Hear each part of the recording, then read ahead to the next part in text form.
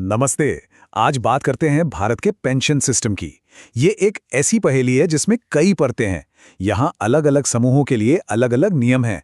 एक है पुरानी पेंशन स्कीम, फिर आई नई पेंशन स्कीम, अब एक नई यूनिफाइड स्कीम की बात हो रही है। और इन सबसे अलग एक खास सिस्टम है हमारे सांसदों के लिए। तो चलिए इस पूरे ताने-बाने को एक-एक करके समझते हैं।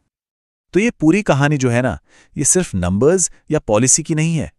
ये दरअसल लोगों के रिटायरमेंट की दो बिल्कुल अलग-अलग सच्चाइयों की कहानी है। एक तरफ है पक्की सुरक्षा का वादा, तो दूसरी तरफ है बाजार के उतार चढ़ाव की अनिश्चितता। आइए देखते हैं कि ये दो कहानियां हैं क्या। और ये फर्क जरा सोचिए कितना बड़ा है। एक तरफ वो लोग हैं जो देश के कानून बनाते हैं और दूसरी तरफ वो जो उन कानूनों को जमीन पर उतारते हैं। एक को मिलती है पूरी तरह से गारंटी वाली रिस्क फ्री पेंशन जिसका सारा खर्च सरकार उठाती है, और दूसरे को बाजार के भरोसे छोड़ दिया जाता है बिना किसी पक्की गारंटी के। तो सवाल ये है कि आखिर रिटायरमेंट की इन सच्चाइयों में इतना बड़ा फर्क है क्यों? इसका जवाब हमें इन अलग-अलग पेंशन स्कीमों की बनावट में मिलता है। चलिए एक-एक करके इन्हें समझते हैं। चलिए सबसे पहले चलते हैं अतीत में और बात करते हैं उस सिस्टम की जिसने सुरक्षा का एक बेंचमार्क सेट किया, यानी पुरानी पेंशन स्कीम या ओपीएस। आसान भाषा में कहें तो ओपीएस सरकार की तरफ से एक पक्का वादा है, एक गारंटी कि कर्मचारी को उसकी आखिरी सैलरी के आधार पर जिंदगी भर एक तय पेंशन मिलेगी। इसे डिफाइंड बेनिफिट कहते हैं। मतलब बेनिफिट यानी फायदा पहले से ही तय है, कोई अगर मगर नहीं। और इस स्लाइड पर जरा गौर कीजिए। ओपीएस की जो सबसे बड़ी, सबसे खास बात है वो ये कि कर्मचारी की सैलरी से एक भी पैसा नहीं कटता। Zero contribution. सारा पैसा सरकार देती है, जिसका सीधा मतलब है कि इसका वित्तीय बोझ टैक्स पेयर्स पर पड़ता है। कर्मचारी के लिए कोई रिस्क ही नहीं है, और महंगाई बढ़ने पर डीए के जरिए पेंशन भी बढ़ जाती है। ये सिस्टम 2004 से पहले के कर्मचारियों और आज भी हमारे सांसदों और विधायकों पर लागू होता है। और यही बात इस पूरी बहस का एक बहुत ही अहम पहलू है। अब कहानी में एक मोड़ आता है। सरकार पर पेंशन का बोझ लगातार बढ़ रहा था, और इसी बोझ को कम करने के लिए एक नया सिस्टम लाया गया जिसने ज्यादातर नए सरकारी कर्मचारियों के लिए ओपीएस की जगह ले ली।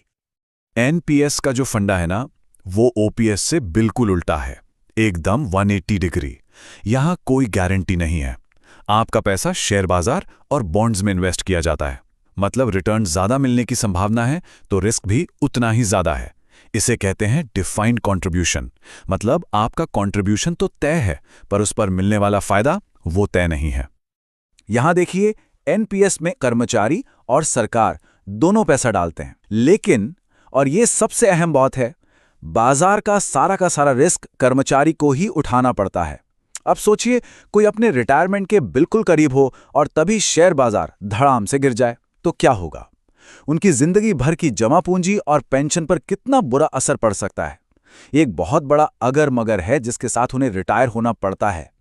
तो एक तरफ है ओपीएस की पूरी गारंटी वाली सुरक्षा और दूसरी तरफ एनपीएस का बाजार वाला जोखिम। अब इन्हीं दोनों के बीच का रास्ता निकालने की कोशिश हो रही है, जिसका नाम है यूनिफाइड पेंशन स्कीम। यूपीएस को आप एक तरह का समझौता समझ सकते हैं। ये ओपीएस की तरह गारंटी तो देता है, लेकिन एनपीएस की तरह इसमें कर्मचारी और सरकार दोनों को अपना हिस्सा डालना होता है। मतलब ये दोनों दुनियाओं की अच्छी चीज़ों को एक साथ लाने की एक कोशिश है। तो यूपीएस की खासियतें क्या हैं? देखिए, ये आखिरी 12 महीने की औसत सैलरी का 50% पेंशन गारंटी करता है, महंगाई से भी बचाता है। लेकिन इसके लिए कर्मचारी को 10% और सरकार को 18-18.5% का योगदान देना होगा, जो एनपीएस से ज़्यादा है।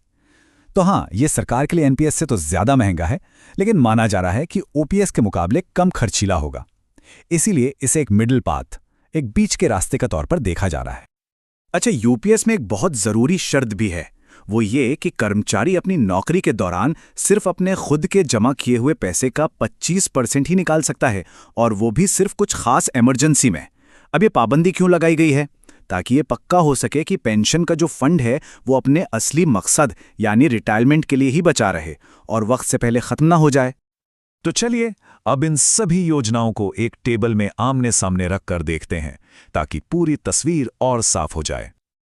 ये टेबल देखिए, पूरी कहानी को एक नज़र में बयां कर देती है। सबसे पहले कर्मचारी योगदान वाली लाइन देखिए। सांसदों/विधायकों और ओपीएस में 0, जबकि एनपीएस और यूपीएस में 10%। अब जोखिम वाली लाइन पर आइए। सांसदों और ओपीएस वालों के लिए कोई रिस्क नहीं, 0 रिस्क। एनपीएस वालों के लिए पूरा बाजार का जोखिम, और यूपीएस में ये जोखिम लगभग ना के बराबर हो जाता है। और आखिर में पेंशन राशि, कहाँ गारंटी है और कहाँ बाजार पर निर्भरता, ये लाइन सब साफ कर देती है। यही वो बड़े फर्क हैं जो पूरी बहस की जड़ हैं। तो इस पूरी तुलना से आखिर निकल कर क्या आता है? चलिए बड़ी तस्वीर को समझने की कोशिश करते हैं। असल में ये पूरी बहस, ये पूरी कहानी इसी एक लाइन पर आके टिक जाती है। भारत का पेंशन सिस्टम कुछ लोगों को तो निश्चित सुरक्षा का वादा देता है, जबकि बाकी लोगों से सिर्फ निश्चित योगदान की उम्मीद करता है, जिसका नतीजा पूरी तरह से अनिश्चित होता है। और ये बात इस मुद्दे को और भी तीखा बना देती है। सांसदों और विधायकों की पेंशन का सिस्टम सबसे जुदा है। क्यों? क्योंकि ये योगदान पर आधारित है ही नहीं। ये चीज़ उन्हें सरकारी कर्मचारियों के लिए बनी किसी भी स्कीम से, चाहे वो ओपीएस हो, एनपीएस हो या फिर यूपीएस, एक बिल्कुल ही अलग कैटेगरी में खड़ा कर देती है। और यही असमानता, यही फर्क इस पूरी बहस के दिल में है, और बहुत से लोगों के लिए नाराजगी की एक बड़ी वजह भी।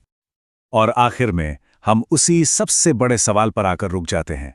एक तरफ सरकारी कर्मचारियों के लिए एक सुरक्षित भविष्य की जरूरत है, तो दूसरी तरफ देश के खजाने पर पड़ने वाले बोझ की हकीकत। इन दोनों के बीच वो सही संतुलन क्या है? वो कौन सा रास्ता है जो दोनों को साध सके? ये एक ऐसा सवाल है जिसका जवाब आज पूरा देश मिलकर ढूंढ रहा है।